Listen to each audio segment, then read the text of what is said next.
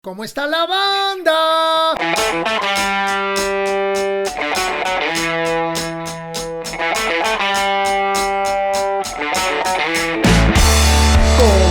¿Cómo está la banda? ¿Dónde está bien? Amigos, ¿cómo están? Espero que se encuentren bien. En este mes de marzo aquí seguimos con el podcast de Cómo está la banda. En el episodio de esta semana, ¿cómo han estado? ¿Cómo se le están llevando? Ya seguimos en semáforo anaranjado, poco a poco se están abriendo cositas. Por ahí me enteré que mi compadre Lavi Michel va a viajar ahí a Baja California Sur con el proyecto de Alfonso André y amigos, donde hacen canciones de David Bowie. Es un proyecto padrísimo, está muy padre, y el Lavi ya está colaborando ahí desde hace un par de años y algo me comentó, entonces ya como que se están abriendo un poquito de shows. Esperemos ya dentro de poco poder tener algunos conciertos presenciales. Por cierto, este pasado viernes 5 de marzo lanzamos la segunda canción inédita de Los Humanos, una rola que se llama Nocturna. Y el 2 de noviembre del año pasado lanzamos Los Muertos. Entonces ahí tienen un par de cancioncitas nuevas de Los Humanos que pueden escuchar para que se agasajen un ratito. Les agradezco a todos sus correos que me envían a cómo está la banda. Siempre se los contesto. Ya les he dicho que soy una persona bastante decente, bastante ordenada en ese aspecto. Y también les quiero agradecer a todos los que se están suscribiendo. Sigan corriendo la voz, la verdad estamos muy agradecidos. Es para nosotros muy importante esta onda de que se suscriban al canal y que poco a poco podamos tener más suscriptores e ir creciendo esta comunidad, ¿no? Pues amigos, hoy resulta que el otro día estaba escolcando ahí entre mis cosas y me encontré con una de las primeras revistas de rock que yo empecé a leer en mi vida, y es la revista Cream Magazine. Que les estoy enseñando aquí con los Rolling Stones es de agosto de 1975. Esta donde está The Clash en la portada es de 1980, cuando The Clash le estaba destrozando con el disco de London Calling. Pero en México teníamos el Conecte. Conecte fue una revista que inició en 1974, fundada por el editor Arnulfo Flores Muñoz, don Arnulfo Flores. Ahí estaba también Arturo Castelazo. Si no me equivoco, la dirección corrió a cargo de José Luis Pluma por muchos años, el mejor conocido en el bajo mundo como La Bruja. Y también pues por ahí, si no me equivoco, creo que pasó Ismael Frausto, que también después fue director de espectáculos de Ovaciones. También por ahí pasó Ricardo Bravo, que después tuvo su revista Nuestro Rock. Pero en este Conecte, donde está Mick Jagger en la portada, es del 13 de enero del 79, amigos. Y me acabo de encontrar, esto es lo primero que salió de Dangerous Rhythm en la prensa especializada. Y dice, ensayos y sorpresas. Entonces dice, con seguridad escénica, con un buen acoplado soporte musical, con sus gesticulaciones, con su poesía, Toncho Pilatos estaba calentándose apenas cuando decidieron terminar su show. A continuación siguió un grupo de punk llamado Dangerous Rhythm. Los maestros de inmediato se distinguieron del resto de la concurrencia, ya que parecían haberse disfrazado al estilo de Sex Pistols o Clash. El ensayo sorpresivamente se convirtió al final en una agradable e improvisada fiesta en donde Toncho Pilatos dio una buena lección y donde prácticamente hicieron su debut en el medio rock and rollero los del grupo Dangerous Rhythm. Sorpresas y ensayo, así se llama este artículo. ¿Cómo la ven? Este es el Conecte con el Mick Jagger en la portada. Todo esto es también parte recordando que hace poco falleció Arturo Castelazo, y obviamente teníamos también la revista Sonido, que aquí el encargado era Walter Schmidt, bajista y compositor de Decibel y de la banda Size. Aquí en este Sonido, donde está Blondie en la portada, tenemos un artículo del Dangerous Rhythm y tenemos un mini póster de Kenny y los Eléctricos, bien chamaco ahí la Kenny con el Ricardo Ochoa. En fin, me encontré con todas estas cositas que dije, las voy a sacar de la baúl para compartirlas con ustedes. También la revista Cream. Esta se fundó en 1969 por Barry Kramer y su esposa Connie Kramer. y ya después él falleció y estuvo abierta hasta 1989. Duró aproximadamente 20 años, pero acaban de sacar el documental. Chequen el documental porque sale Lester Bangs y salen todos estos cronistas que cubrieron el rock americano y el rock europeo durante muchísimos años, que eran leyendas de lo que era ¿cómo se llama? Los grandes escritores y los grandes cronistas del rock and roll americano y europeo. En México, obviamente, también después existió Rock América de Pablo Queipo, como comenté también nuestro rock de Ricardo Bravo, y obviamente también La Mosca del buen Hugo García Michel. Pues esto se los quería compartir, estas revistas que me encontré por ahí. Tenemos varios saludos. Quiero saludar a Regina, la hija de Claudia Mandujano. Un besos a toda la familia Mandujano. Quiero saludar a Antonio Ibarra y a su esposa Dulce Soto hasta Coacalco, Estado de México, que nunca se pierde en el podcast. También un saludo a Francisco Revilla, mejor conocido como Paquito el Rareza. Ese me gustó, Paquito el Rareza. También quiero saludar a Rubén Cortés hasta San José, California, que me compartió el link de una banda chilena que él conoció en una excursión a Machu Picchu. Y la verdad que me tomé mi tiempo en estarlos escuchando, me metí a su página de YouTube. Ellos se llaman Camino de Tierra. Es una banda que ya tiene cuatro discos. Y el último disco del 2018, amigos, se llama Cuento Viejo. Traen una propuesta de hard rock muy interesante, muy bien armada, buenos músicos, buen cantante. Las rolas están muy bien estructuradas y muy bien amarradas, además de que la base de bajo con bataca está bien sólida. En este disco de Cuento Viejo viene una canción en particular que se llama El Escape, que me gustó bastante. Se los recomiendo. Son una banda bastante sólida de allá de Chile, banda chilena de hard rock. Y por último le quiero dar las gracias también a Enrique Gómez porque me recomendó el documental de Andy Summers que se llama Can't Stand Losing You, Surviving the Police, No Puedo Perderte, Sobreviviendo a la Policía. Es un documental del 2012, pero está padrísimo porque está intercalado con todas las escenas de finales de los 70, principios de los 80 de Police, de ese Police original, con escenas mezcladas en esa reunión, ese reencuentro que tuvieron en el 2007, donde hicieron una gira mundial por estadios y todo visto a través del lente de Andy Summers. Amigos, se lo recomiendo. Se llama Surviving the Police, I Can't Stand Losing You. Lo pueden ver en Amazon. Ahí es donde tengo entendido que está. Pero está muy padre porque además es todo visto a través del ángulo de Andy Summers. Y Andy Summers le dio por la fotografía. Entonces también cubre toda esta pasión que él tuvo por la fotografía y termina todo en una exposición de él fotográfica donde se vuelven a reunir Sting, Stuart Copeland y Andy Summers. Está muy padre, se lo recomiendo. Y ahora, como siempre, sin más ni menos, nos vamos a unas recomendaciones. Mira el humo de ese camión, la basura del callejón. Amigos, en honor a nuestro invitado de hoy, que es un ducho en la música electrónica, quiero platicarles un poquito de Kraftwerk. Kraftwerk son los papás de la música electrónica. Digo, por ahí deben de existir varios, ¿no? Pero Kraftwerk fueron los precursores que formaron esta banda en 1970 en Düsseldorf, Alemania, los colegas Florian Schneider y Ralf Hutter, ¿ok? Incluso se dice que ellos comenzaron haciendo hasta sus propios sintetizadores. Eran como medio científicos, no sé, no sé, ingenieros en electrónica, quién sabe. El instrumento original de Florian Schneider era la flauta transversal, pero él empezó a transportar todos estos arreglos a los sintetizadores. Entonces imitaba la flauta transversal, escalas de flauta transversal con teclados electrónicos, y me imagino que eso enriqueció mucho el estilo de Kraftwerk. La canción de V2 Schneider del disco de Heroes de David Bowie es en honor a él, ya que Kraftwerk fue una fuerte influencia para Bowie durante sus años en Berlín.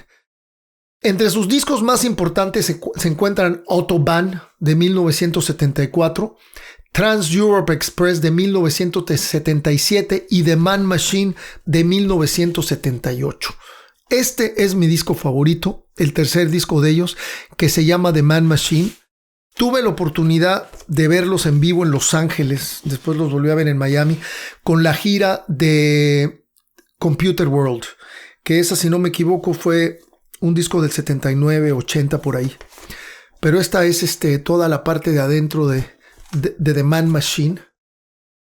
Increíble, en ese concierto de pronto programaron todo, se apagaron las luces, se volvieron a prender y eran puros robots. Ellos estaban en el backstage y estaba toda la música programada. Eso fue en el Santa Monica Civic Auditorium por ahí de 1979-80. Los vi con el Dangerous Rhythm. Andábamos por ahí arriba y aprovechamos para ir a tener una noche con Kraftwerk. Entonces, la música electrónica de Kraftwerk la pueden encontrar en todas las plataformas digitales y pónganle atención en especial a The Man Machine y una canción que se llama The Model. Esa era mi rola favorita de ellos, lo sigue siendo. Sin embargo, me gusta mucho toda la propuesta electrónica de ellos. Y les traigo el cine de Darren Aronofsky, el famoso productor, guionista y director de cine de Brooklyn, New York. Hoy en día ya tiene 52 años. Él tiene un cine bastante oscuro y melodramático. Y mis películas favoritas de él son Requiem por un sueño, que es un drama durísimo, una película bien intensa donde aquí nadie sobrevive, y Black Swan con Natalie Portman. Requiem por un sueño es del año 2000 con Jared Leto, Ellen Burstyn y Jennifer Connelly. La señora, la mamá de Jared Leto, es una señora adicta a las anfetaminas y Jared Leto y Jennifer Connelly son adictos a la heroína. Así que se pueden imaginar de qué se trata la película. Es un drama bien intenso, bastante oscuro, pero no deja de ser una joya cinematográfica. A mí esa película me encanta. Y después en el 2010... regresó con este thriller psicológico de miedo con Natalie Portman y Mila Kunis que se llama Black Swan, ¿no? Cisne Negro. Y es sobre la vida de esta bailarina en Nueva York que tiene una mamá muy posesiva, tiene un maestro pues que la tiene súper presionada, que la presiona muchísimo con todas las clases, con que saque lo mejor de ella, todo. Y entonces llega un momento en que empieza como a alucinar, a literalmente tener alucines. Ella vive bajo toda esta presión y desarrolla un comportamiento de mucha ansiedad y además de una obsesión compulsiva, ¿no? Hasta que empieza literalmente a tener estos alucines y pues logra su cometido porque logra ser la bailarina estelar en el Lago de los Cisnes, pero es una película muy oscura. Yo siempre pensé que Roman Polanski tenía destellos de Alfred Hitchcock. Y en esta película de Black Swan, yo le veo mucho a Darren Aronofsky destellos de Polanski, sobre todo de la película del Inquilino. Este terror medio sugerido, cuando ya el personaje principal empieza a alucinar y empieza a ver cosas así medias bizarras y obscuras. Y me recordó un poquito el Inquilino de Roman Polanski. Él tiene mucho cine, Aronofsky hizo también Noah, sobre Noé, la arca de Noé. Hizo también Mother, que es la última de él con Javier Bardem y con Jennifer Lawrence. Pero a mí en particular lo que es Requiem por un sueño y Black Swan con Natalie Portman me parecen sus mejores películas y al menos son mis favoritas. Así que ya saben, amigos, las recomendaciones de este podcast fueron la música electrónica de nuestros colegas y tan admirados Kraftwerk, que ya están separados, y todo el cine de Darren Aronofsky. Síganme escribiendo a cómo está la banda. Si te está gustando el podcast, por favor, gracias por haberte suscrito. Sigue corriendo la voz y dile a toda tu familia, a toda la colonia, a todos los veterinarios, amigos y colegas que están por tu casa que se suscriban al canal. También lo puedes escuchar en Spotify, en Google Podcast, en Apple Podcast y en Stitcher. Y gracias porque ya nos están dejando comentarios y hasta ahorita todos han sido de 5 estrellas. Estamos muy agradecidos. Búsquenme en Instagram, donde van a encontrar un contenido diferente sobre el podcast aquí del canal, y también van a ver fotos diferentes y portadas que no se ven a veces en el podcast, y también estamos en Facebook y en Twitter, ¿ok? Entonces esas son nuestras redes sociales y síganme por favor en Instagram. El invitado de hoy es un chamaco, digo chamaco porque pues sí tiene como 20 años menos que yo, pero es una persona sumamente talentosa, es un visionario, y después de platicar con él me quedé muy sorprendido de muchos logros que ha tenido, de los que yo no me había enterado, y espero que gracias a este podcast se den ustedes cuenta también de la talla de este personaje. Él es Camilo Lara, es el hermano menor de Bon, de Los Enemigos del Silencio, y también está Marcelo Lara, que es otro triunfador que también ha trabajado en las disqueras, en canales de televisión, y es uno de los fundadores de Moderato. Pero el hermano menor de ellos se llama Camilo Lara, y nuestro invitado de hoy es Camilo, el creador del Mexican Institute of Sound, Instituto Mexicano del Sonido. El Instituto Mexicano del Sonido lanzó su disco debut titulado México Mágico en 2006. Desde entonces ha lanzado 5 álbums: Piñata del 2008, Soy Sos del 2010, Político de 2012, Disco Popular del 2017 y su último álbum titulado Distrito Federal del 2021, que incluye colaboraciones con Dan the Automator de Gorillaz, con Graham Coxon de Blur, con Duckworth, Vaya, Cuco y Banda Misteriosa. O sea, nada más y nada menos, esos son los invitados de este último disco, que ya está en todas las plataformas digitales. Sus trabajos como productor le han conseguido un Grammy y 8 nominaciones al Grammy Latino. Y miren los recientes comentarios de estos músicos de talla internacional de lo que piensan sobre Camilo y el Instituto Mexicano del Sonido. David Gilmour de Pink Floyd dijo: mi artista favorito del año. Camilo es un verdadero conocedor de música que sabe acerca de cualquier cantidad de cosas raras. Eso dijo Mike D de los Beastie Boys. Y por último, es el Herb Alpert mexicano, dijo Ed O'Brien de Radiohead. Amigos, la verdad que Camilo es un personaje que donde pone el ojo pone la bala. Y ya se darán cuenta de por qué lo digo a lo largo de esta plática.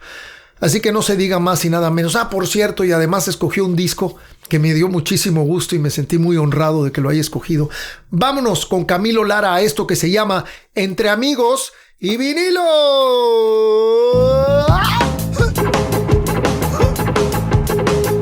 Listo, ya estamos. Mi querido Camilo, qué gusto tenerte aquí en Cómo Está la Banda, carnal. Un placer. Justo, Piro, hasta que se me hace. Te conozco desde que estabas bien chavalo, mano, porque yo, pues ya sabes, nosotros más bien teníamos como relación con el buen Bon, que con todo y eso soy más grande que Bon, así que soy de una generación mucho mayor a la tuya, pero he estado escuchando tanto tu proyecto, porque ya había escuchado cosas, pero ahorita como te iba a entrevistar, estuve inmerso mucho en el Instituto Mexicano del Sonido o en el Mexican Institute of Sound y he encontrado unas cosas padrísimas, pero vamos a entrar en eso un poco más adelante. Te quería preguntar, Camilo, yo sé que tu mamá les fomentó a ustedes mucho el gusto por la música y ese tipo de cosas, porque el Bon me comentó que de hecho creo que los metió a clases de guitarra, pero yo quisiera que tú me contaras desde tu perspectiva, desde tu ángulo, cómo empezó tu contacto con la música y a qué hora tú decidiste que querías también, porque tú eres una persona también muy versátil, has trabajado en disqueras, has estado en departamentos de A&R, pero también has dedicado gran parte de tu vida a componer y a hacer música. ¿Cuándo fue que tú tomas la decisión de dedicarte a esto, de hacer que la música sea una parte primordial de tu vida? ¿Cómo se fue dando? ¿Qué música escuchabas de niño, etcétera? Sí, qué loco, porque sí, qué loco que yo me acuerdo tanto de ti hace tantos años que casi siento familia, ¿sabes? Como de alguien que conociste muy temprano en tu vida, y además como que lo conociste en ese momento en el que necesitas conocer gente como tú, o con gente como Bon, o gente como Saúl. Qué chingón. Que eran como pues estos, de repente pensar que en la cocina de mi casa, que en el cuarto de ensayo que estaban al lado, que estaban todos los que ensayaban ahí, pues un poco ahí se revolvía el rock en español, ¿no? Entonces, la verdad es que a mí, yo ya era un fanático de la música desde chiquito, a los 6 años, así. En vez de mis discos de Teletubbies, pues oía los Smiths y oía los discos que tenía Bon en la casa. Pero mi formación de músico fue muy diferente porque yo soy zurdo Ivonne nunca me quiso enseñar a tocar la guitarra. Entonces, como que entre que le daba flojera, no sabía cómo explicarme porque tenía que tener las cuerdas al revés. Entonces nunca me pudo enseñar a tocar la guitarra, o nunca quiso. Entonces, un poco mi formación no fue, bueno, no voy a ser guitarrista ni bajista, y empecé a buscar sintetizadores. Y desde chavín, como que pensé que mi arma secreta era el sampler. Claro que para una familia como de músicos, donde un hermano es guitarrista y el otro también, pues un sampler no es música, ¿no? Entonces, en realidad, en mi casa, como que nunca se me vio como músico, porque decían, no, nada más compra discos y los anda ahí grabando y los amplía, pero como que era una cosa que no estaba considerada en mi casa como ser músico. Y así empecé a hacer música, empecé a samplear, y en realidad o sea, mi palo principal era la música mexicana. No por otra cosa, porque los discos que agarraba para samplear, pues eran de cumbia, de danzón, de cha-cha-cha, de mambo. Entonces yo quería sonar súper moderno, como alemán, tecno, y terminaba sonando como Pérez Prado, porque todos mis samplers pues eran eso, ¿no? Y después dije, bueno, pues como que eso me gusta, y empecé a desarrollar ahí una carrera, ¿no? Pero sí, como que un poco pues mi formación fue esa, de vivir con el rock en español al lado, de devorar los discos, de saber quiénes eran los productores, y así, ¿no?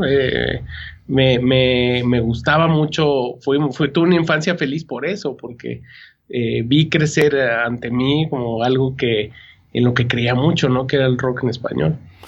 Qué maravilla, sí, pues fue todo un proceso. Tenemos en común, yo soy derecho para todo, pero zurdo para la guitarra, porque cuando yo estaba chavito, yo hice así, yo pensé que la mano derecha era la que controlaba más la guitarra por las escalas y los dedos y todo. Y yo empecé a tocar el bajo antes que la guitarra, entonces el bajo sí lo tocaba con sol, re, la, mi, como debe de ser, pero yo no tenía guitarra, entonces agarraba la guitarra de los cuates y todo, y cuando vine a ver, pues me metí a tocar la guitarra con las cuerdas al revés, y hasta la fecha sí la toco. Órale, qué loca cosa. Una cosa, pregúntale a tu hermano, y yo de pronto le digo, por ejemplo, al Bon le digo que yo tengo un acorde que es el finger chord, que es así literalmente esto, y es una dominante novena alterada, que para un derecho es dificilísima, y para mí con las cuerdas al revés es muy fácil, como yo tengo otras cosas que se me complican más, ¿no? Claro. Pero pues al final del camino es una locura y una búsqueda de cada quien. Sí, bueno, yo no tuve educación musical alguna, ¿no? Yo empecé a samplear porque o sea, para mí era más cercano como el collage que la música, que la musicalidad, ¿no? Y así fue. De hecho, yo tengo la teoría que mi mamá no me creyó que era músico hasta que vio Coco. O sea, hace 10 años de que me dijo, mira, sí es músico. Entonces imagínate pasar toda tu vida como siendo como este tipo que hace, quién sabe, y siempre ha sido así, ¿eh? O sea, mi vida ha sido un poco como esa cosa. Oye, Camilo, ¿y más o menos como a qué edad comenzaste a samplear?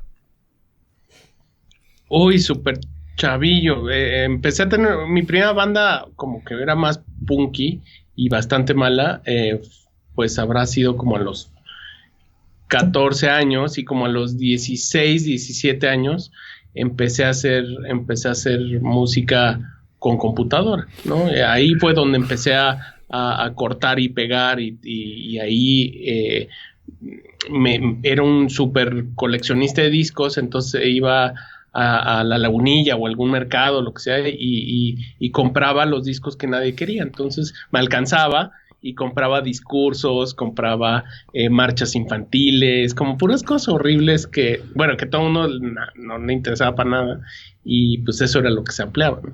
No, y de alguna manera te quedaba algo increíble, ¿no? Me imagino que con ese tipo de cosas que mencionas, al final del camino, el resultado final ha de haber sido muy interesante.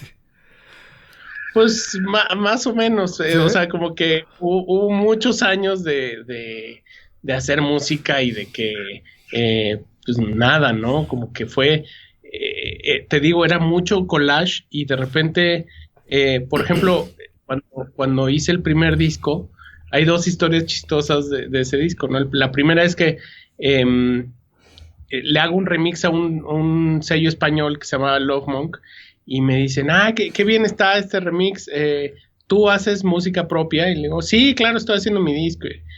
Pues mándalo para ver si te publicamos. Se los mandé y me regresaron un correo diciéndome, le hace falta mucho trabajo, todavía está muy verde, tal. Entonces me regresé y dije, bueno, pues voy a seguir trabajando en el disco.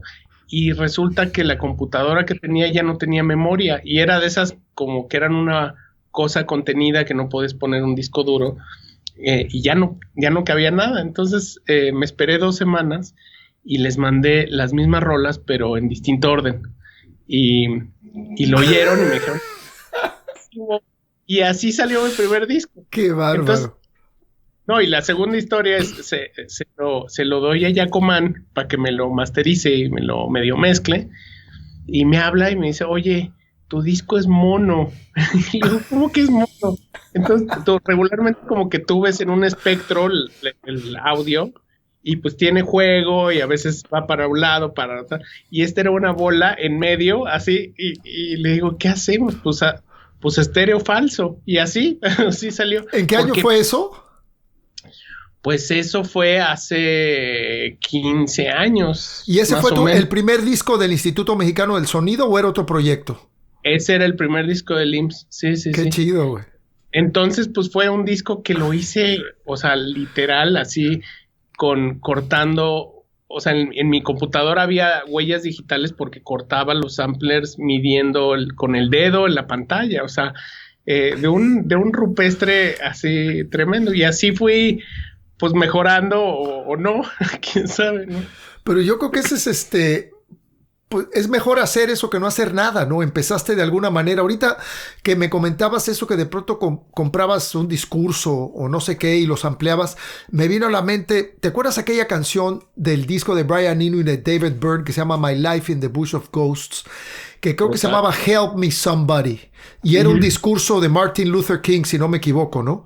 O sea, eso a mí, yo la primera vez que oí esa canción me quedé impresionado. En general el disco tiene un concepto muy vanguardista, ¿no? No, bueno, ahí me tocaste mi mera pata de palo, o sea, Brian Eno, sí, David Byrne. Ese disco es brutal y ese disco es de los primeros que utilizó el sampler como una herramienta más de tocar, ¿no? De un instrumento, un jugador más.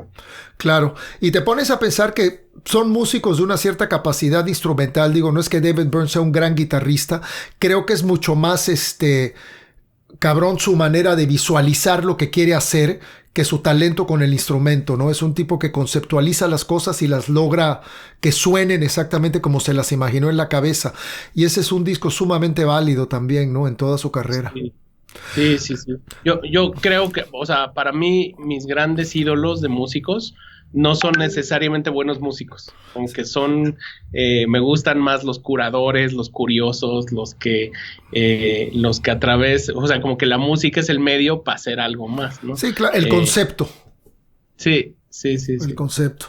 Camilo, y entonces, formas el Instituto Mexicano del Sonido, que ahorita es también el Mexican Institute of Sound, porque al rato quiero hablar de todo eso, lo bien que has manejado tú el crossover, porque tú eres uno de los pocos artistas que verdaderamente es popular dentro de la gente que habla inglés o otros idiomas.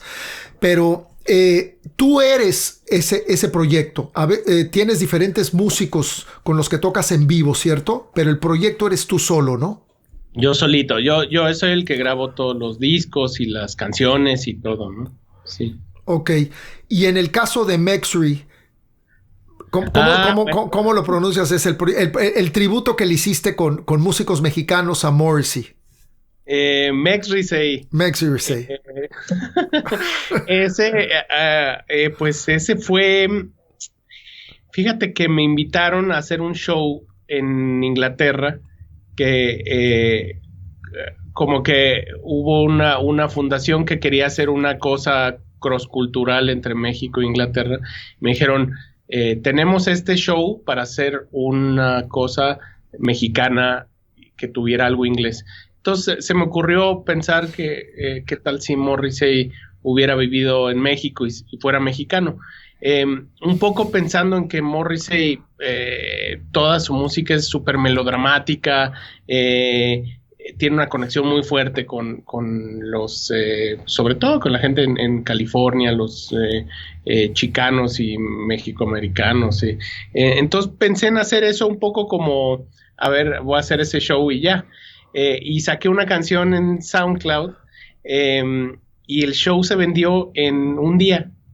Porque SoundCloud se volvió un fenómeno y la gente le empezó a gustar y de repente esa fecha se volvieron 2 y luego una en Manchester y luego otra en Brighton y en Bristol y Baba. Entonces de ser una cosa que era un show terminaron siendo 10 y luego hicimos un disco y luego hicimos, total de que hicimos yo creo que 200 shows en todo el mundo, giramos, fuimos hacia Australia, a Inglaterra muchísimo, y fue un proyecto muy divertido, porque ahí sí era como, invité a mis super amigos, así a Jay de la Cueva, al Chetes, a Dan Jodorowsky, pues gente que conozco desde hace muchos años a tocar, y esos sí son musicazos, así que era como, wow, estoy tocando con músicos que son buenísimos, y muy divertido, y la verdad fue súper chistoso, y fue entre broma y broma, se volvió una cosa ahí, pues que duró mucho tiempo, y fue el disco mexicano que más alto ha estado debutado en Inglaterra, en la historia. Entonces, Wow. como cosas que igual aquí ni se enteró la gente, pero sí fue muy emocionante. Y tú estás en ese proyecto como Camilo Lara, no como el Mexican Institute of Sound, ¿o sí? Pues bueno, yo hice todos los arreglos, hice toda pues sí, toda la dirección del disco, ¿no? Okay. Y cada show de Mex Risey, pues vienen distintos músicos. Entonces se puede considerar que Mexiricey es como una especie de proyecto del Instituto Mexicano del Sonido. Un poco sí, Okay. sí. Sí, yo me acuerdo porque también platiqué con Liber Terán, que creo que te lo llevaste en una de las versiones a Inglaterra y estaba feliz, mano, estaba muy contento de que le hayas hablado para colaborar en esa gira. Sí, pues De los de otro abajo. también. Muy bueno. Se echó el mundo entero, sí, él también se echó el mundo entero ahí girando con su banda, ¿no?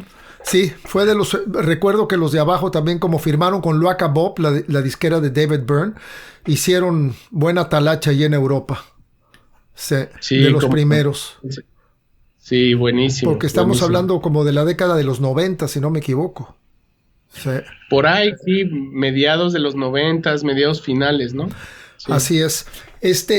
Me quedé muy sorprendido cuando estaba viendo tu ficha, que me mandaste la clásica bio de hoy en día, que es muy breve, de el comentario de David Gilmour de Pink Floyd, el comentario de uno de los sobrevivientes de los Beastie Boys, que ahorita no me acuerdo cuál es su nombre, y el comentario de uno de los músicos de Radiohead hablando del Mexican Institute of Sound. Eso se dice fácil, Camilo, pero que de pronto una persona de la talla de David Gilmour diga que tú eres su artista favorito nuevo, pues digo, sí, es algo así que pesa, ¿no? Y la verdad que debe de haber sido sumamente satisfactorio para ti, hermano. Fue muy loco porque además, fíjate que estuve en una sesión de grabación con él, en una historia totalmente absurda y loca, porque yo fui a hacer promoción en Inglaterra ahí a tocar, y de repente la gente me decía, es que, ¿qué opinas de David Gilmour? Le digo, pues me encanta. Qué bien. Y como que después me enteré que en una conferencia de prensa había dicho, este es mi artista favorito, tal. Entonces, pasaron los años y estaba haciendo un proyecto que se llama Compass y conocí a Phil Manzanera de otros proyectos y tal. Y me enteré que Phil Manzanera estaba produciendo Pink Floyd. Entonces le escribí a Phil y le dije, oye, pregúntale a David Gilmour si se acuerda de mi música, porque estoy aquí y me gustaría invitarlo a que tocara algo en una canción.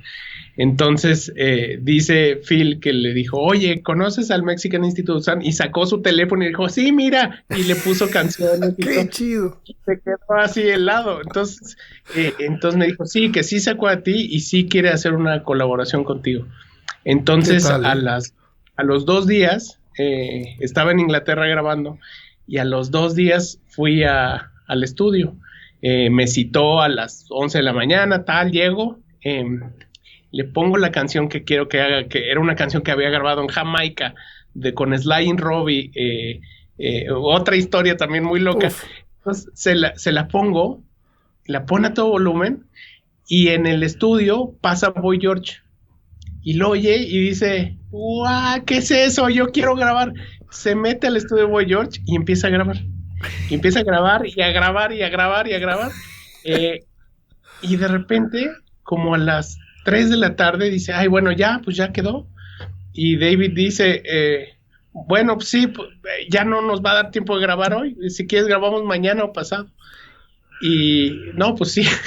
Entonces, al día siguiente me busca por medio de Phil y dice, bueno, pues ya se me va a complicar porque mañana sí va a haber sesión con Pink Floyd, a ver si pasado, y ya, nunca pasó. Pero te puedo decir que estuve en el estudio grabando con David Gilmour, una canción que terminó siendo cantada por Boy George, y las guitarras son de Flo, del productor, y hay toda una serie de luminarias del rock ahí. Pero no está David Gilmour, ¿sabes? ¿Y Gilmour cómo se quedó cuando de pronto acaparó el micrófono Boy George? O sea, Gilmour en buena onda ahí, teniendo paciencia, viendo a Boy George cantar sin bronca. Pues es que imagínate, o sea, era súper poderoso, o sea, verlo cantar y fue increíble. Y la canción es muy bonita, pues es una base de Sly y Robbie, entonces era como, pues, increíble. Todo el mundo estaba muy feliz, pero pues sí, se tardó 3 horas. ¿Y en qué disco está esa canción y cómo se llama? Esa canción fue parte de un proyecto que se llamaba Compass, que fue un disco que hice con mi querido Toy Selecta, y nos fuimos por todo el mundo a grabar con distintos artistas. Entonces grabamos con 80 artistas en 8 ciudades. Y hay un documental que habla de eso. ¿Y cómo se llama ese disco en particular? ¿Es un disco doble? ¿Cómo se llama ese disco? Han salido apenas como 10 canciones. ¿Y lo podemos escuchar en Spotify? Sí, claro, está ahí. ¿Bajo el nombre de Compass, Mexican Institute of Sound y Toy Selecta, sí. Ok, Compass. De compadres, sí, de compas. Y de compas de brújula. Órale. Fíjate que yo también tuve la fortuna yo me hice muy amigo de Phil Manzanera, incluso fui a su casa. No sé si tú la conoces, que está en las afueritas de Londres. Tiene una casa circular. Tremendo talento también, Roxy Music, olvídate. ¿Y qué disco produjo Phil Manzanera de Pink Floyd? Que no me acuerdo de eso, de los últimos, ¿no? Sí, bueno, esto tendrá unos 5 años, entonces yo creo que pues habrá, si no es el último, el penúltimo. Pero Phil, un productorzazo, habla español perfecto, muy buen tipo, admirable, ¿no? Sí, yo lo conocí a él cuando acababa de producir el disco de Los Héroes del Silencio. Porque yo me fui a Londres a hacer mi disco de solista y tenía aquí a Phil Manzanera y aquí a Chucho Merchán, pero pues la neta me fui con Chucho, mano. A nivel marketing probablemente me hubiera convenido más con Phil, pero con Chucho hubo una química y algo muy bonito y yo soy mucho más orgánico a veces, ¿no? Sí. Tú sabes pues cómo es esto. Corazonadas, sí, corazonadas. Sí, pues que a veces son buenas, a veces son malas, pero al final haces lo que tú consideras que es lo más honesto y lo más chido, ¿no? Sí, totalmente. Oye, Camilo, yo me quedé, vuelvo a lo mismo, este crossover que has logrado, estuve oyendo, por ejemplo, tu trabajo de Coco es impecable porque además te contrató Disney para que los asesoraras un poco en los diferentes estilos de lo que es la música mexicana, y eso yo creo que tiene muchísimo valor. Y estuve escuchando también esta colaboración que tienes, que no sé, tiene más de 1 millón de escuchadas o no sé cuántas tiene con esta banda de hip hop americana que se llama Run the Jewels, que se llama la canción se llama Hola La. A mí me gustaría que nos explicaras, porque me doy cuenta que de pronto las cosas se te han ido dando. Digo, no estoy diciendo que no hayas tenido una estrategia, pero creo que eres una persona como que lo que haces lo haces bien y de pronto empiezas a ver el fruto o el resultado de tus decisiones. Pero no creo que hayas sido tan aferrado en que quiero hacer esto, quiero hacer lo otro, sino que simplemente ejecutas y empiezas a ver los resultados, ¿no?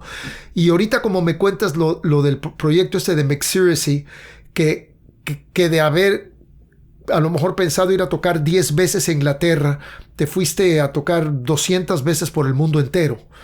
Entonces creo que este crossover lo has logrado de una manera como pocos músicos mexicanos lo han logrado. Y quisiera que me platicaras un poco de todo esto, lo de Coco, lo de Run the Jewels y este tipo de cosas, ¿no?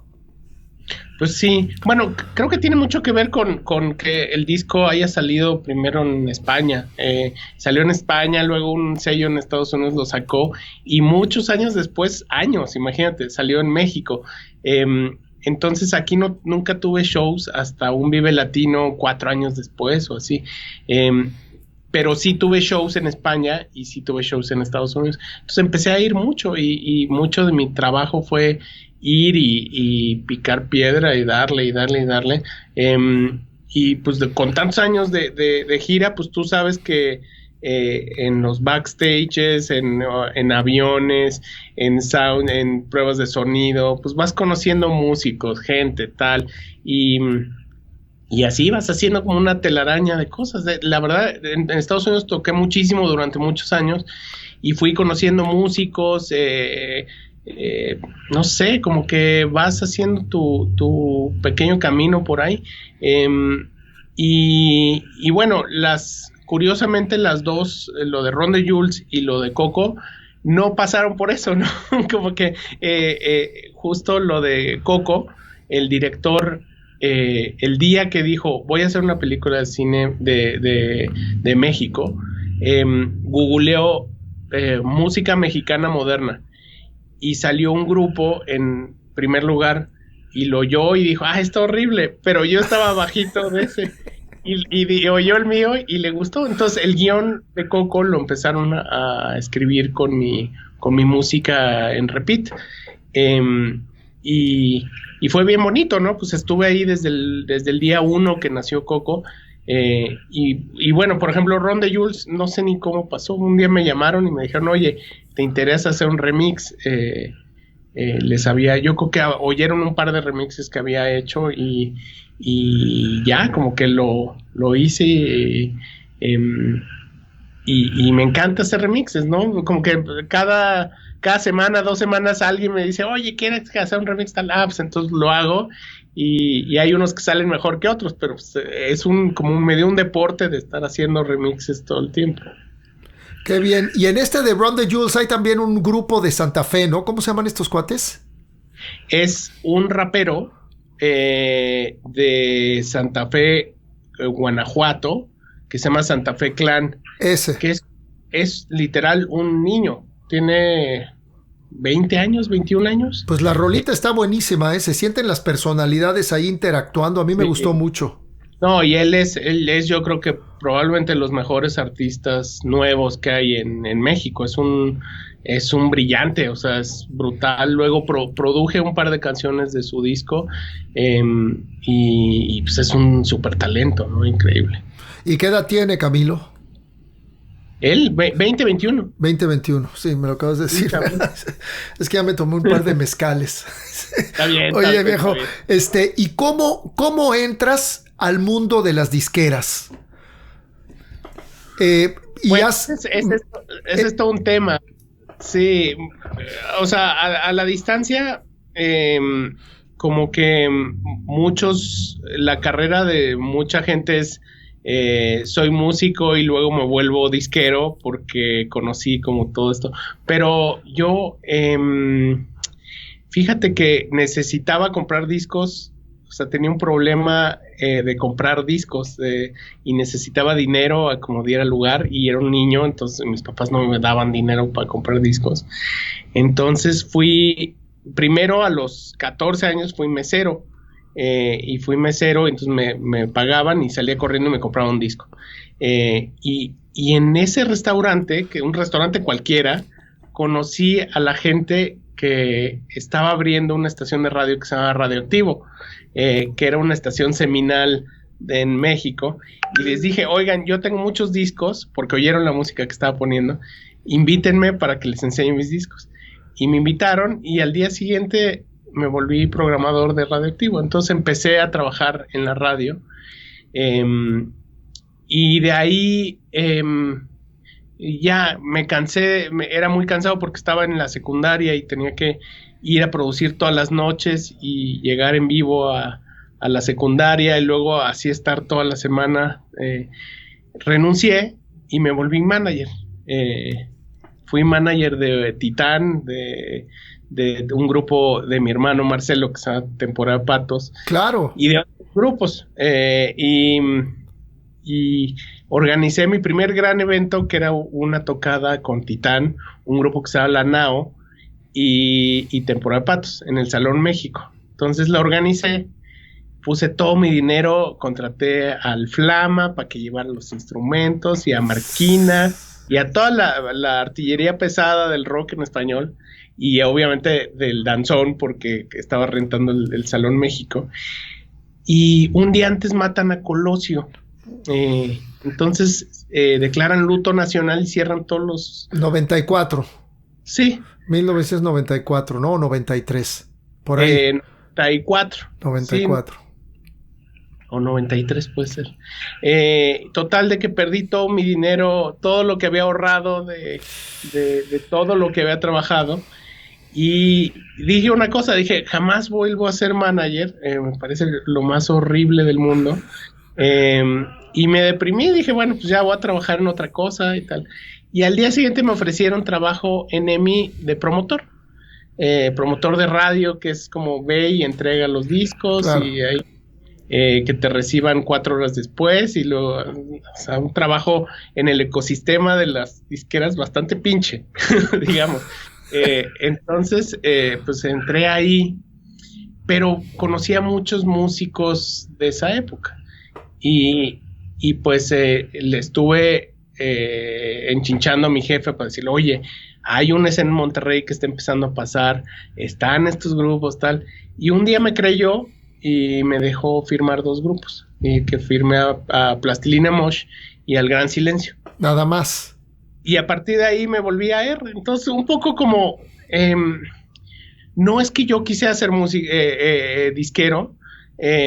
Sí me da mucho coraje el contrato que había firmado Bon, y mucho de eso era como, oigan, se pueden cambiar las disqueras desde adentro. Una cosa romántica pensar que podías destruir al sistema si te inmiscuías, que en realidad no, pero bueno, eso lo aprendí con los años.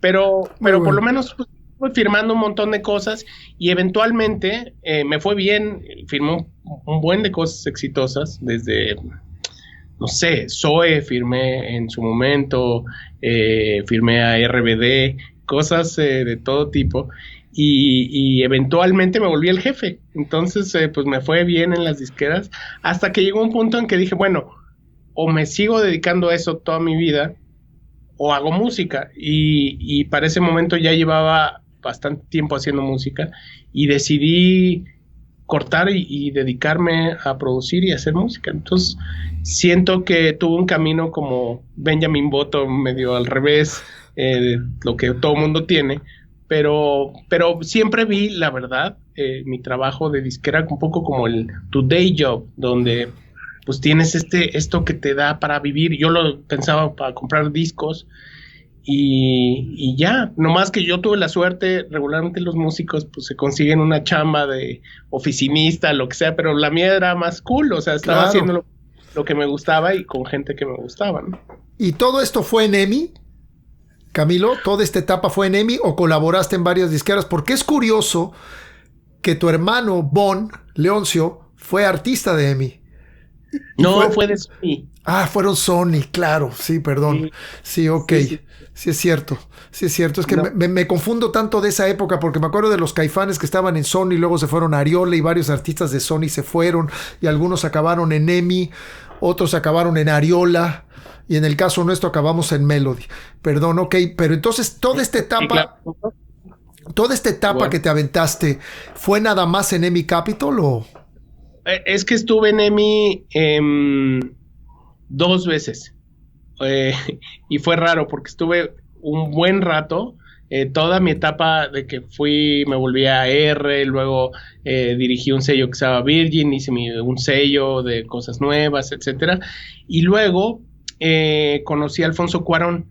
Y Cuarón me decía, güey, eres un Gutierritos, o sea, te quieres quedar toda tu vida en una compañía así, con tu sueldo de traje, así me pintaba como si fuera, ya sabes, así con mi portafolio yendo a trabajar todos los días. Entonces me dijo, no, o te salte y vamos a hacer un sello. Y entonces me alborotó tanto que le hice caso y renuncié a EMI y hicimos un sello que se llamaba Suave. Que es donde sale la música de... ¿Y tu mamá también? Mamá también, que fue la primera música de película que hice. Y ya, estuvimos haciendo Suave y tal, y al año de Suave, Alfonso le ofrecen hacer Harry Potter y se va a Inglaterra. El socio capitalista que se llama Jorge Vergara compra un equipo de fútbol que se llama Chivas. Y total de que en un año me quedo sin trabajo y hace como...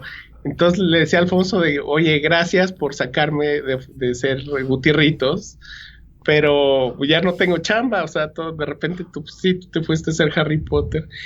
Y pasé un año en el que agarré una chamba en Warner, que fue muy difícil para mí, y me volvieron a llamar de mí, me dijeron, oye, vuelve, que pues no sé, como te queremos, tal, y volví, y estuve un buen rato en EMI todavía.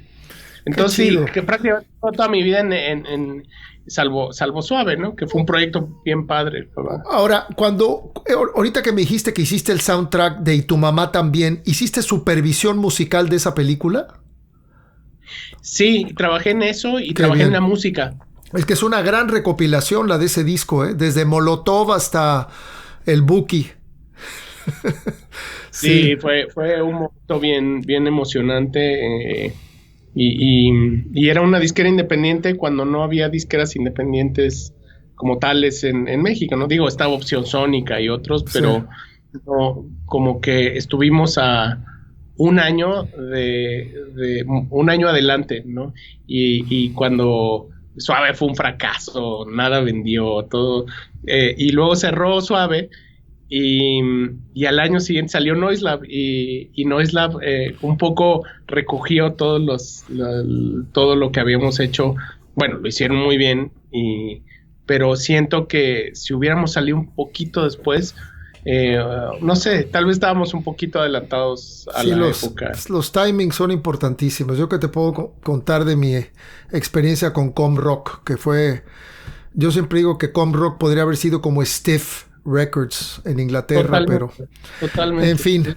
Oye, Camilo, y yo no sabía, porque me parece que verdaderamente hiciste tu labor en EMI, porque un A&R lo que tienes que buscar y rescatar talento nuevo, talento que valga la pena, y me he quedado sorprendido de que tú hayas firmado a Plastilina Mosh y al Gran Silencio, que eran dos propuestas musicales completamente diferentes, pero muy interesantes de Monterrey. ¿Cómo tú te enteraste de esto que estaba sucediendo en Monterrey? ¿Eran amigos tuyos? ¿Los empezaste a conectar por algún medio? ¿Qué edad tenías? Me gustaría saber un poquito ese proceso, ¿cómo fue? Pues pon tú que era el 93, 94 y estaba empezando a haber una como polinización de Monterrey a México. Había 2 o 3 personajes que viajaban de allá para acá y alguna vez fui en el 94, habré conocido a Toy y a Rosso de Plastilina Mosh, que tenían otros proyectos, y la primera vez que voy a Monterrey en el 94, yo creo, o bueno, voy así como a buscar música, voy a un festival que se llama el Happy Fest y de repente se sube un grupo y eran como 4. Pues nosotros nos llamamos Bombón, tal, tocaban, y luego les preguntaba, ¿quién sigue? No, sigue Carro Viejo, y se subía el siguiente grupo y eran como los mismos, que se subían y se cambiaban de ropa y se ponían otros. Entonces, en realidad, como que te das cuenta que la escena de Monterrey eran 15 personas, ¿no? Y había dos tipos de escena, ¿no? La escena de los que eran muy modernos, que estaban buscando cosas más cercanas al sampleo y al hip hop y a eso, y otros que estaban buscando otra raíz, como el Gran Silencio, que venían de otro extracto social, como el Inspector. Entonces, yo cuando regresé a Monterrey, regresé tripeando. De estos están en su mundo, o sea, eso es Manchester, es ahí está pasando algo, y sí, pues toda esa generación fue, imagínate que en esa misma generación estaba Jumbo, Niña, Plastilina Mosh, El Gran Silencio, Control Machete, Zurdok, o sea, era Sí. O sea, era Manchester, o sea, como que yo sí cuando volví a DF decía, puta, ¿cómo en una ciudad como el DF, que tiene venues y que tiene lugares y cosas, tal, no está pasando nada de eso? Y ya, firmé esos dos grupos y me divertí mucho, ¿no? Ahí me emocionó mucho que volviera el rock como una cosa, pues como un movimiento importante que había estado dormido un buen rato, ¿no? Y además eras un chamaco, ¿no, Camilo? ¿Cómo qué edad tenías? 22 años cuando hiciste todo eso, como... No, hombre, tenía 19. Imagínate, viejo. Qué bárbaro. No, tremendo. A mí El Gran Silencio me gusta muchísimo. Es una de mis bandas favoritas de música mexicana, de rock mexicano. Lo que pasa es que ya se sale un poco del término rock, ¿no? Con toda la cuestión de la fusión del acordeón y todo eso, pero gran banda, mano. Gran banda. Oye, Camilo, ¿en algún momento de tu vida no tuviste algo que ver con Island Records? Que es una disquera también muy importante. Más o menos, estuve bastante en contacto con toda la gente de Island. De hecho, conocí a Chris Blackwell hace poco tiempo. Tuve 2 etapas jamaiquinas fuertes, y en alguna de esas tuve la oportunidad de estar en GoldenEye, y ahí conocí a Chris Blackwell, que es de mis ídolos máximos. Por ejemplo, ese me parece un creador, ¿no? Como un tipo que no necesariamente a través de la música ha producido discos increíbles, pero pues como que la música es un canvas y es así como hace eso, hace otras cosas, o hace hoteles, me encanta, fue visionario. El Chris Frantz, el baterista de los Talking Heads, que tiene su libro padrísimo, me encanta. Bueno, es una banda que me encanta. Me leí su libro de Remain in Love. Qué bonito, menciona mucho a Chris Blackwell, que es una belleza de libro, mano. No, sí, además, yo remixé a Tom Tom Club. Qué maravilla. Y ellos me remixearon a mí, que fue muy emocionante. Los Talking Heads son mis super ídolos. Pues ahorita que mencionas eso, hay como una vena similar entre Tom Tom Club y el Mexican Institute of Sound, de pronto. Sí, pues hay mucha inspiración de ahí, y son gente adorable. Chris y Tina, que están casados. Claro, son parejas de 1000 años además. Sí, y fíjate que siempre pasan mucho tiempo en Francia, y siempre que voy a tocar cerca de su castillo donde viven, van con sus perritos ahí a ver el show, y son gente adorable. Yo admiro mucho, y en alguna canción quise reunir a los Talking Heads sin que supieran, y no lo logré, caray, porque no grabé a Chris Frantz, a Tina Weymouth, y David Byrne no pudo grabar esa canción, pero algún día lo voy a hacer sin que se den cuenta. Ya verás. Está bueno. Y seguro que lo vas a lograr porque eres bastante hábil para todo esto. Oye, Camilo, ¿y cómo te le estás pasando ahorita en la pandemia, viejo? ¿Estás en algún proceso creativo? ¿Estás viajando? ¿Cómo has pasado toda esta etapa tan extraña que hemos vivido, sobre todo los músicos, los artistas? Sí, tremendo, ¿no? Llevo un año sin salir, ¿no? Aquí en México, y un poco el estudio fue mi lugar para estar. Si no hubiera tenido mi estudio, me hubiera vuelto loco, ¿no? Claro. Como que mi lugar para calmar la ansiedad y también fue un momento paradójicamente muy, muy creativo de otras cosas, ¿no? Produje produje muchos grupos, o sea, y muy variados, ¿no? Desde Santa Fe Clan hasta hice unos tracks para Madness. Órale. Entonces voy a recordar mucho este año como el año que nunca, cada semana viajaba por salir a tocar, y pues como este año del frenón en seco, pero pues también fue bien emocionante, como que también dije, mira, me tengo que guardar sí o sí, y pues qué bueno poder hacer música y estar ahí en tu rueda de hamster. Nos toca reinventarnos un poquito. Sí. Oye, viejo, ¿y tú eres de los obsesivos con los teclados, que te dedicas a comprar teclados vintage y que tienes una tremenda colección? Me lo imaginé. ¿Cuáles son así como que tus favoritos, tus armas de guerra, los que más utilizas y otros que tienes atesorados? Dime algunos. Fíjate que me pasa un poco lo mismo que con los discos. Lo que a todo mundo dice, ay, esto es una basura, ya lo voy a tirar, siempre es como, mira, me encontré entonces tengo muchos juguetes como samplers de juguete o teclados viejos que tenían un pequeño grabadora que funcionaba como sampler.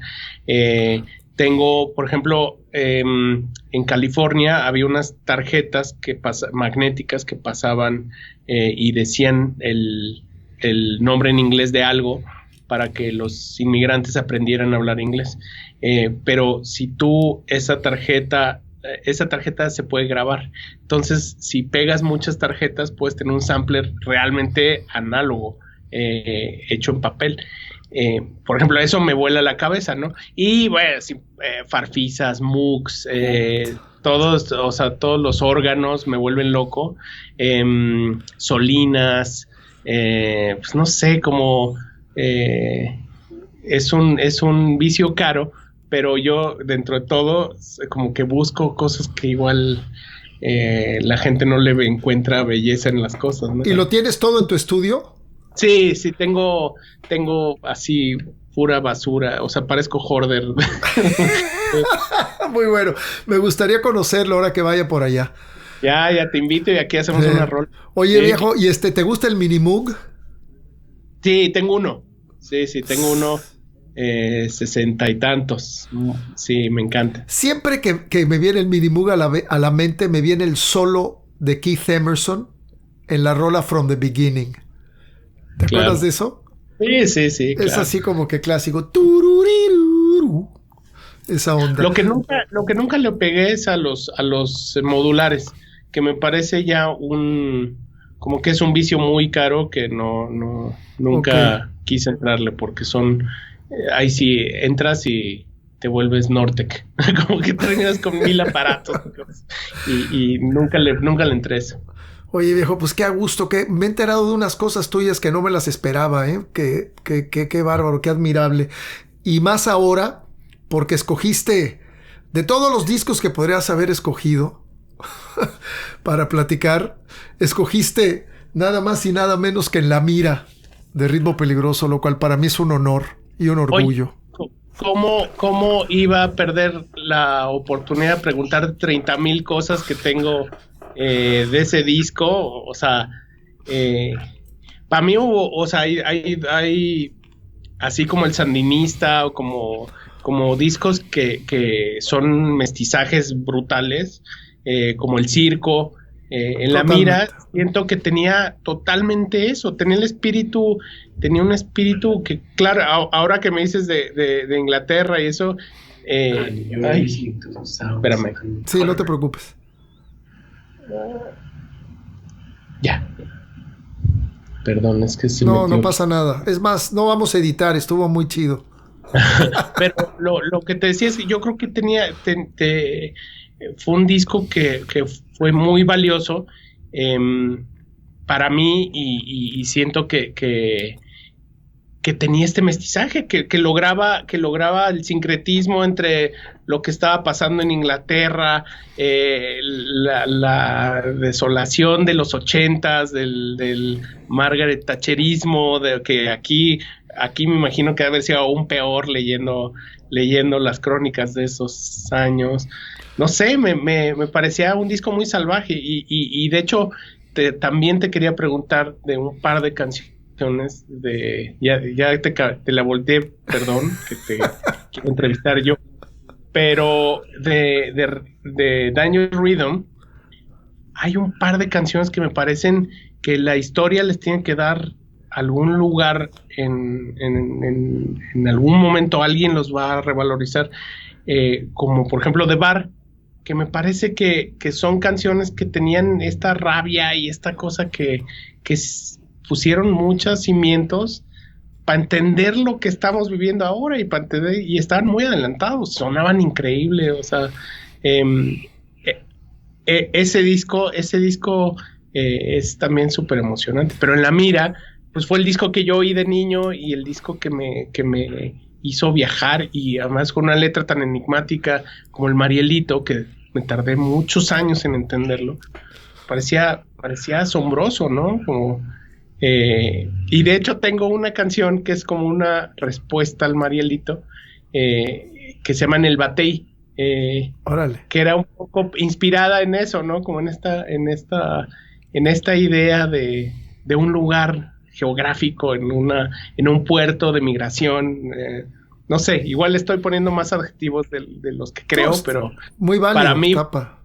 fue genial, me hizo viajar, o sea, La Mira me hizo viajar, y entender cosas que pues, para un niño era como, wow, qué padre que existan, ¿no? Qué chido. Pues este disco lo grabamos con Juan Suitalski y lo produjo Ricardo Ochoa en el mismo mes donde, saliendo nosotros del estudio, entró el Tri a grabar Simplemente. Estoy hablando más o menos como de mayo de 1985. Pues me sorprendió mucho que lo hayas escogido y me da mucho gusto, mi querido Camilo. ¿Y cuál es tu rola favorita de este disco? A ver, vamos a ver. Es que me encanta. Oye, y qué pena Carlos Warman, oye, me da mucha tristeza. Una tristeza. Carlos todavía no formaba parte de la banda en estos años. Él entró en el 87, un poquito después. Hasta el siguiente disco. Sí, pero sí, no, hombre, no sabes la tristeza. La verdad que fue un momento muy duro porque tenemos muchos amigos que han fallecido, ¿me entiendes? Y muchos conocidos y mucha gente querida, pero Carlos es el primer músico de las filas peligrosas que se nos va, ¿no? Entonces fue así como una cosa muy inesperada. Además, varios años más joven que yo. Y a mí me dio en lo personal mucha tristeza el Zil Chucky Warman, le decía yo. Sí. Fue muy triste.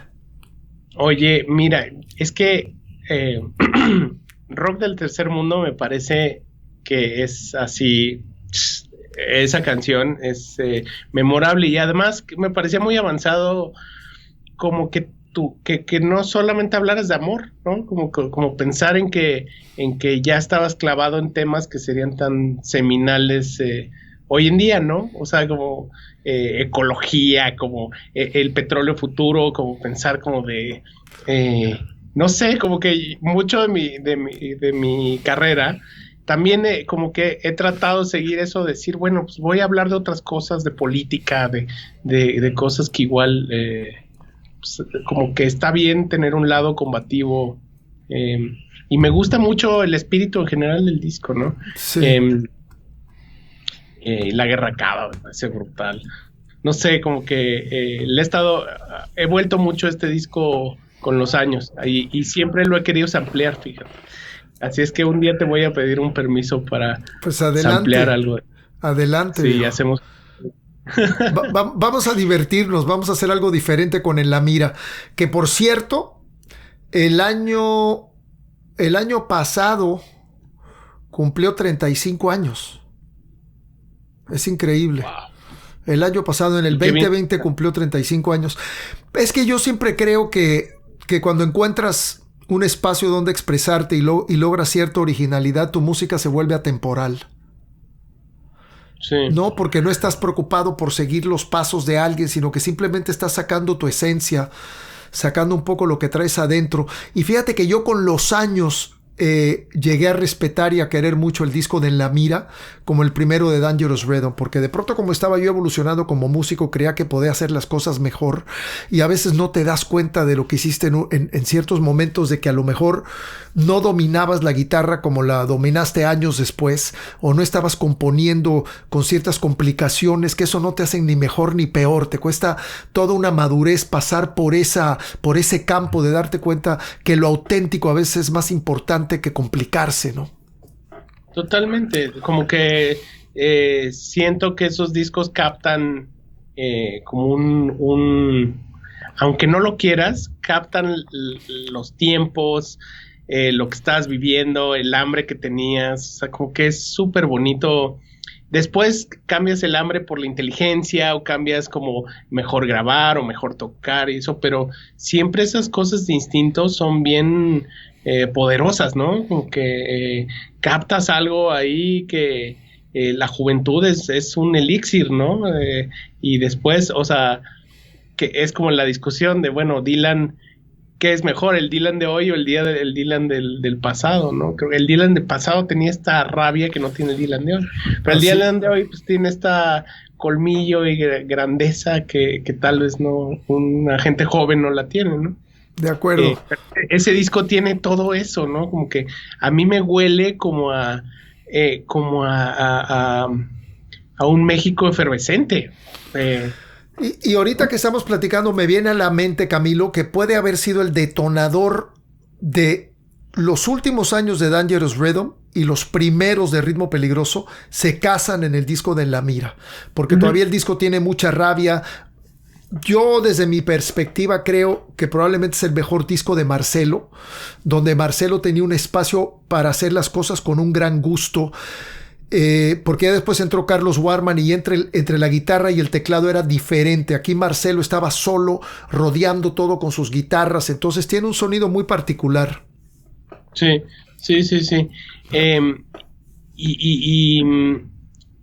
Y lo que creo es que como que era un disco, digo, seguramente es leyenda urbana, pero yo me acuerdo de niño me decían, es que Marcelo es un punk y se peleaba con la gente en el público y tenía unas historias y decía como... Y cuando conocí a Marcelo dije, ¿cómo Marcelo no se puede? O sea, Marcelo es un caballero que no me imagino ahí peleándose con todos los punks. No, era bastante... Los más locos éramos el Johnny y yo, pero a Marcelo le metías unos tequilas y ya también entraba en la onda bélica. Oye, pues qué gusto, Camilo, la neta, y que hayas escogido el disco de En la Mira, pues para mí ha sido un honor, viejo, que lo hayamos podido comentar aquí en el podcast, y viendo toda tu trayectoria y todo lo que has hecho, pues es admirable que hayas escogido una obra de nosotros. Me da mucho gusto.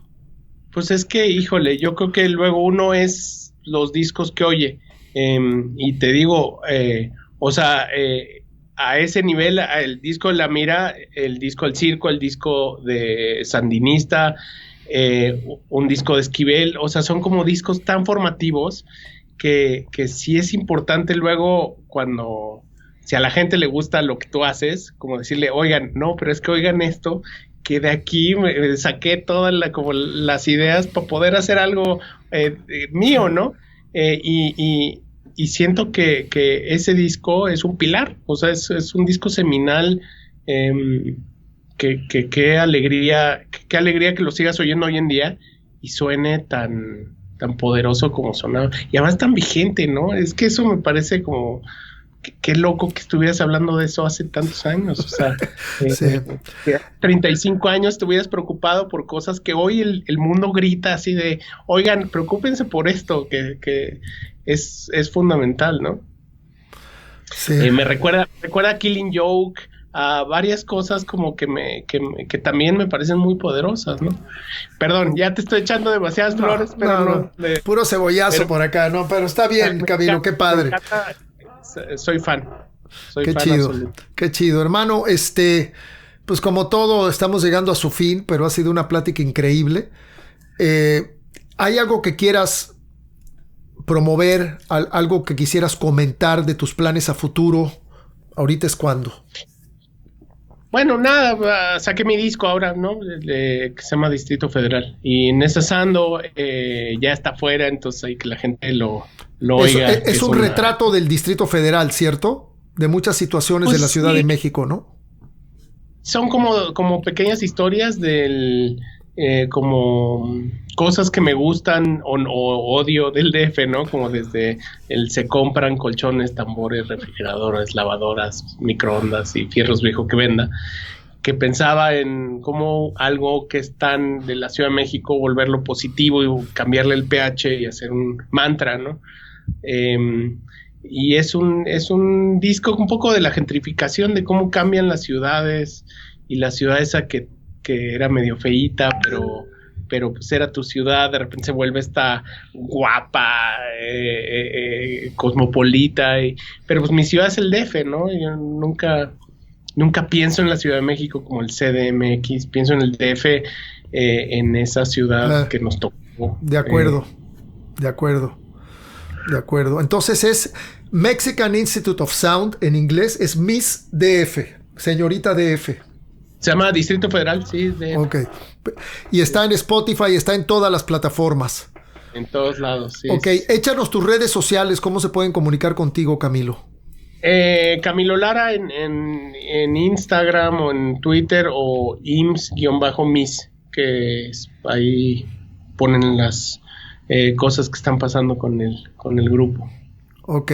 ¿Tienes Twitter, Instagram y Facebook? Y Facebook, Mexican Institute of Sound, o si lo buscan como Instituto Mexicano del Sonido también sale. Perfecto. Ahora te voy a preguntar un par de cosas fuera de contexto. Si tuvieras la oportunidad de reencarnar en una mujer, ¿en qué mujer te gustaría reencarnar? Uy, fíjate, pensaría en Tina Weymouth. Me encantaría tocar el bajo como ella. O sea, la mejor bajista del mundo, ¿no? Una base muy sólida, Chris Frantz y Tina Weymouth. ¿Y a qué exfuncionario de México, si te lo encuentras en la calle, le aventarías un pastel? Esa es una pregunta muy reñida, fíjate, pero yo creo que estaría entre Calderón y Peña Nieto. Como que hay días que me levanto y digo Peña Nieto, y hay otros que digo, no, Calderón o Peña Nieto. Está bueno. Oye, Camilo, ya para despedirnos, viejo, dime una palabra o una frase con la que te identifiques, que te venga a la mente en este momento.